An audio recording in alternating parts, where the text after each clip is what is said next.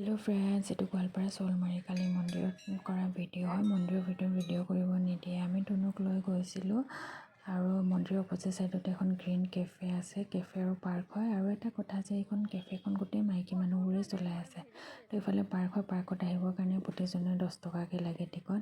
পাৰ্কখন বহুত ডাঙৰেই হয় আৰু এই সৰু ল'ৰা ছোৱালীবোৰে খেলিবৰ কাৰণে বহুত ধৰণৰ বস্তু, শ্লাইডিং আৰু কিবাকিবি বহুত বস্তু আছে। তো মই অকণমান ব্ৰিজৰ ফালে গৈ অলপ ভিডিঅ' কৰিলোঁ। ব্ৰিজখন এনেকৈ কাঠৰ আৰু ইফালে আমি চাহ তাহ খাবৰ কাৰণে সোমালোঁ।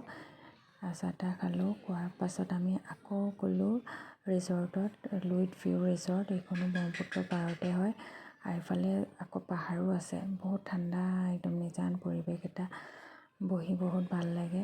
তো ওপৰৰ পৰা ব্ৰহ্মপুত্ৰ নদীখন চাবৰ কাৰণে বহুত ধুনীয়া লাগে। একেবাৰে ইফালৰ পৰা চাব পাৰি ওপৰৰ পৰা।